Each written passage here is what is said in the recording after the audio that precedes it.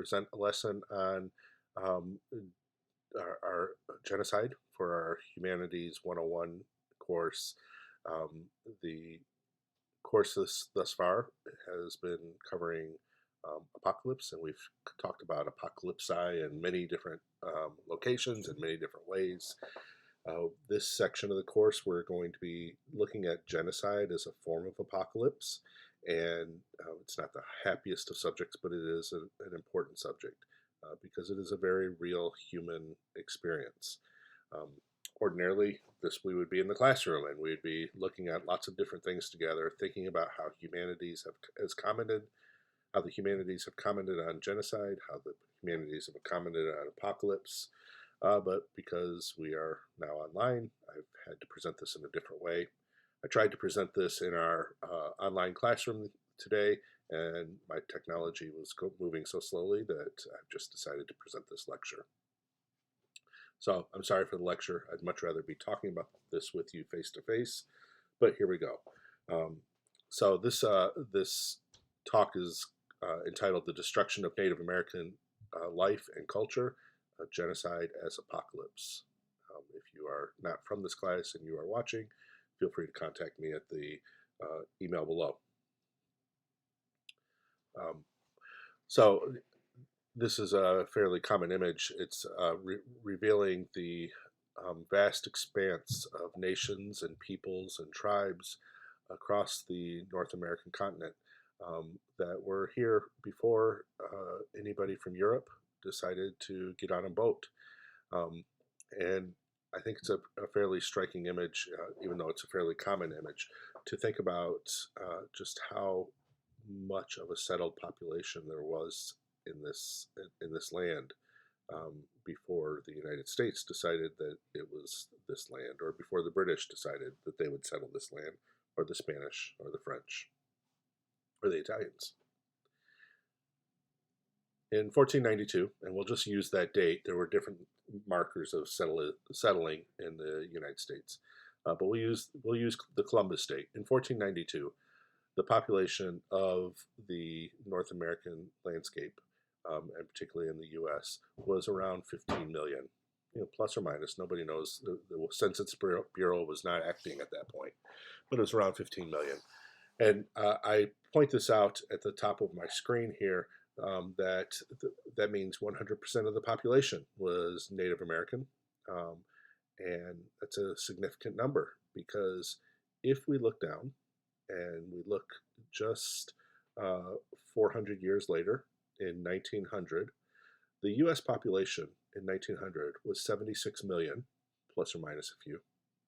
The Native American population in 1900 was 250,000. We moved from a population size of 100% in the land to a population size of 0.01%. And I tried to represent this number in a graph. I tried a bubble graph, I tried a pie chart, I tried many different types of graphs to represent this number. I could never get this 0.01 to show up on the graph because it's such an insignificant number. We moved from 100% population to 0.01. Today, in 2020 or 2019, the U.S. population is around 310 million. The Native American population in 2019 is 2,900,000. It's gone up quite a bit from 250,000, yet still the Native American population in the U.S. is 0.9% of the overall population. Those are pretty striking numbers. What does that mean? Well, it means that an entire culture, an entire peoples, was nearly wiped out, nearly wiped from the face of the planet in the course of U.S. history. That brings us to the reading that we had for today, which is the speech of Pontiac near Detroit from May of 1763. I wanted to show you where that was, where the Fort Detroit was, and it was right down in downtown Detroit, where downtown Detroit is now. And in fact, if we look at the next screen, you'll see a map where our college is over on the left-hand side of the screen, right next where HFC is, and Fort Detroit was straight downtown. In fact, I read somewhere that where the Crown Plaza is standing right now is where Fort Detroit used to stand.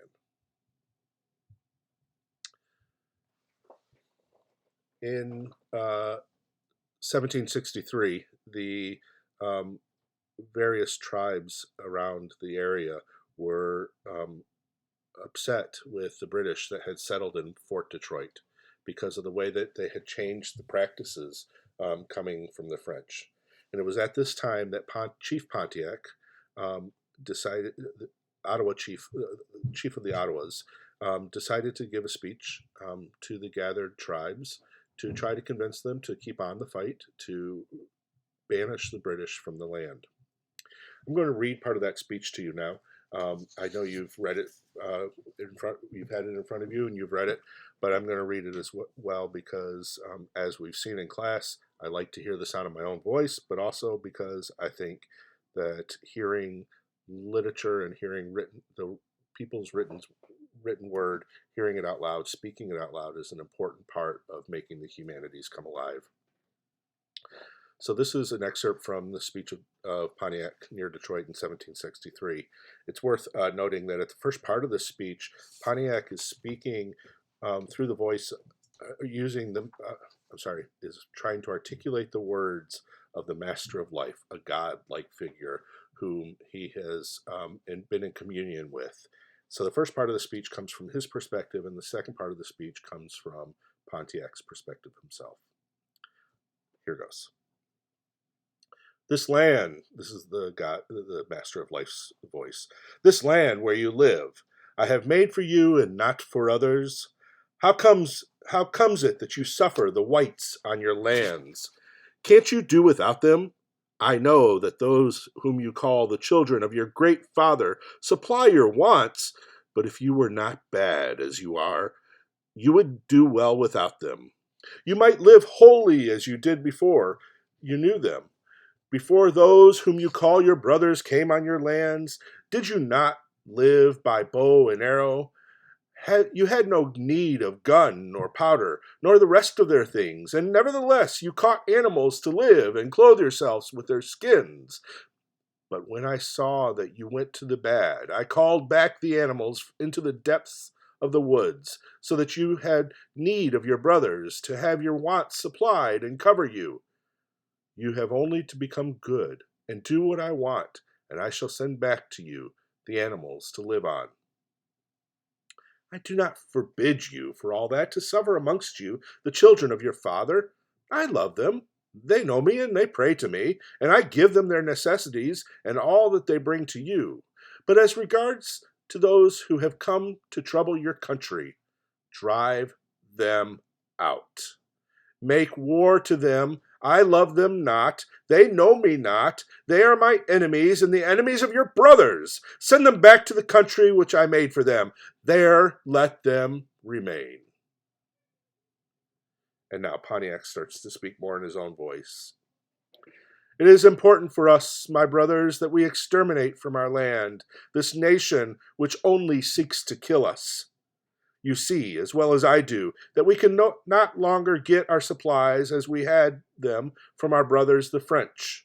The English sell us the merchandise twice dearer than the French sold them to us, and their wares are worth nothing. Hardly ever have we bought a blanket or something else to cover us, then we must think of having another kind. When we want to start our winter quarters, they will give us no credit, as our brothers, the French, did. When I go to the English chief to tell him that some of our comrades are dead, instead of weeping for the dead, as our brothers the French used to do, he makes fun of me and you. When I ask him for something for our sick, he refuses and tells me that he has no need of us. You can well see by that he seeks our ruin. Well, my brothers, we must all swear to ruin them. Nor will we wait any longer. Nothing impedes us. There are very few of them, and we can easily overcome them. All the nations who are our brothers strike a blow at them. Why should we not do the same? Are we not men like them? Have I not shown you the war belts which I have received from our great father, The Frenchman, he tells us to strike. Why should we not listen to his words? Whom fear we? It is time. Are we afraid that our brothers, the French, who are here amongst us, would hinder us? They know not our designs, or could not if they wanted to. You know as well as I do that when the English come to our country to drive out our father, Balestre, they have taken away all the guns of the Frenchmen, and they have no weapons to defend themselves. Thus it is. Let us strike all together. If there are any French who take up for them, we shall strike them as we do the English. Remember what the Master of Life has said to our brother the wolf, that regards us all as well as them. I have sent war belts and word to our brothers, the Sawtecs of the Saginaw, and to our brothers, the Ottawas of Michilimackinac, and to those of the river's mouth to join them with us, and they will not tarry to come. While waiting for them, let us commence the attack. There is no more time to lose, and when the English shall be defeated, we shall see what to do. We shall cut off the passage so that they cannot come back to our country. Pontiac's speech is a fairly striking speech in that both its apocalyptic tones and its tones of genocide. The threat of genocide of the Native American peoples, of the tribes of Michigan, goes all the way through the speech. As becomes clear, Pontiac's people did not overcome the British in Detroit, and did not overcome the British in the United States. We have a deep history in the United States of this conflict and of the erasure of the Native American peoples. There's a striking thing in the Detroit Library. I invite you to go see it. You can see it up there when the library opens back up to people.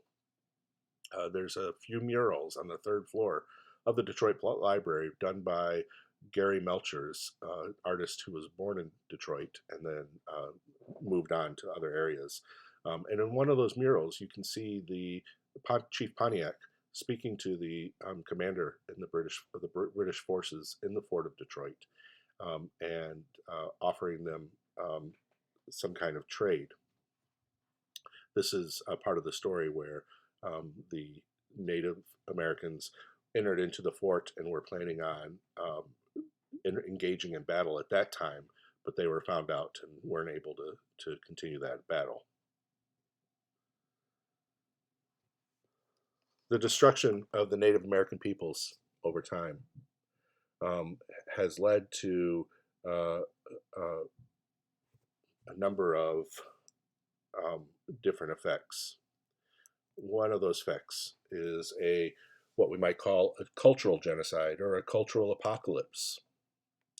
One example of that apocalypse, that genocide, is the use of Native American boarding schools in the late 1800s, where even after it was fairly clear that the U.S., the lands that the U.S. sits on, were going to be populated by people of European descent, the U.S. government took as part of its campaign a way of erasing further the Native American peoples, and one of those ways was through Indian schools.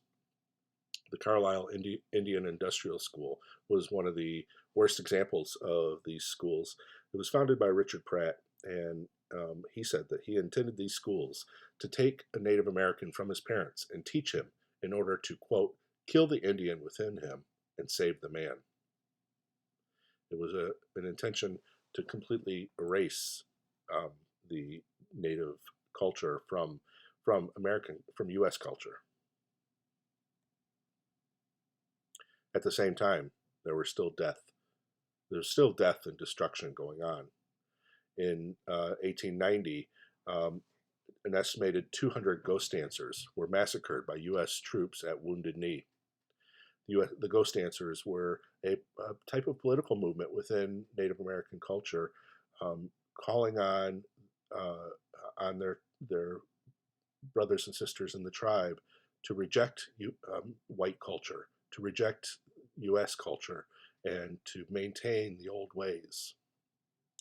Ghost dancers were trying to bring back alive Native American culture. And in doing so, they were destroyed by U.S. troops. Cultural genocide is the idea of erasing not just the lives, but also the culture that exists. Because if a culture exists, the lives will come back to it. This is an example of a poster where that talks about the Native American schools. It's a before and after photo of a young Cree boy forced to attend a Canadian Indian school in 1910.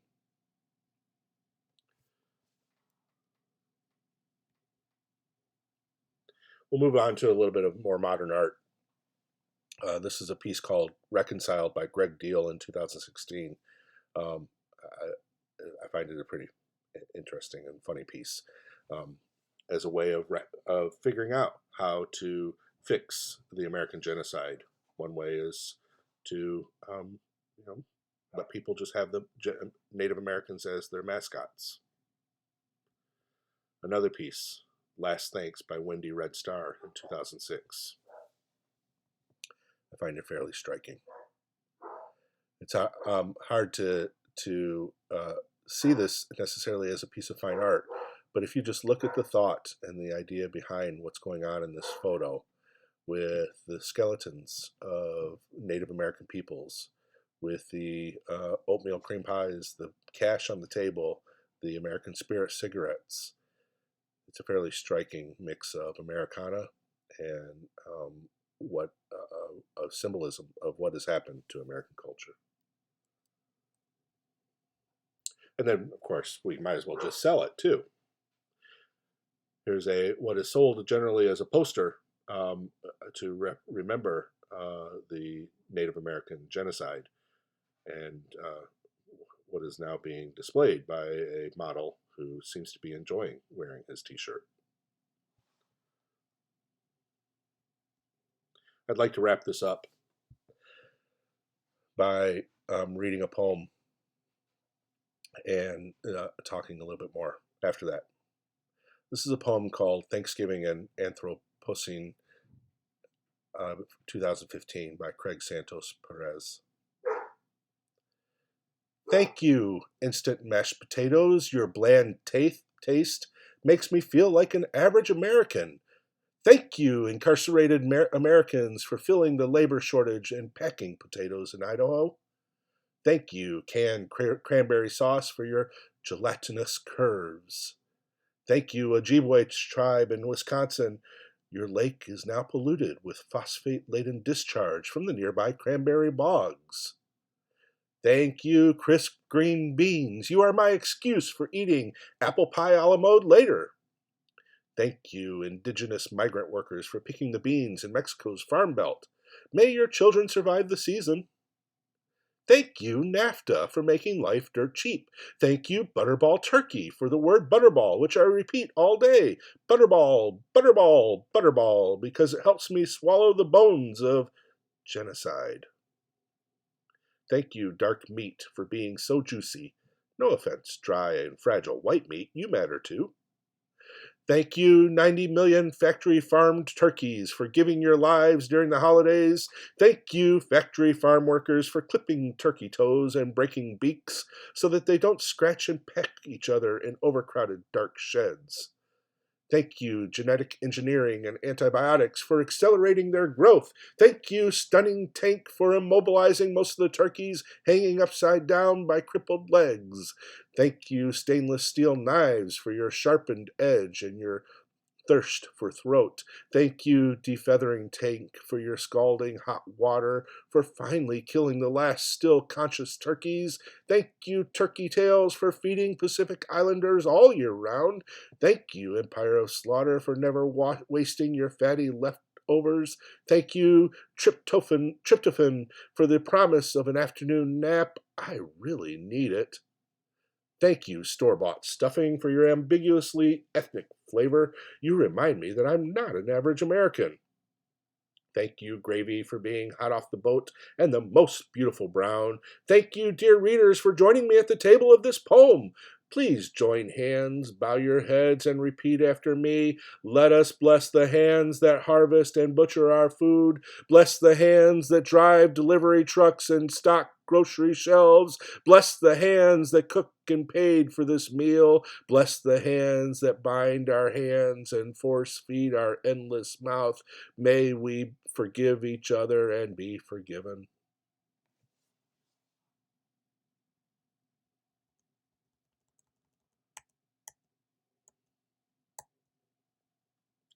There are many types of apocalypses. I think genocide is a striking one. We're going to read next the book Night by Elie Wiesel, and we're going to talk about the Holocaust as apocalypse. Not another very happy subject, but the Night is a striking book. It's a very moving book. Of course, as we do this, it's important to remember that what the reason why we're talking about this is to think about how humans express their experience, how humans express their lives, their tragedies, their pains, their loss through art, through communication, through ideas. The work of the artists that we saw today, the work of Pontiac in creating his speech, the work that we engage in help us remember the losses of our culture, the losses of our peoples, and also how we might build a better nation, a better people. Thanks for listening.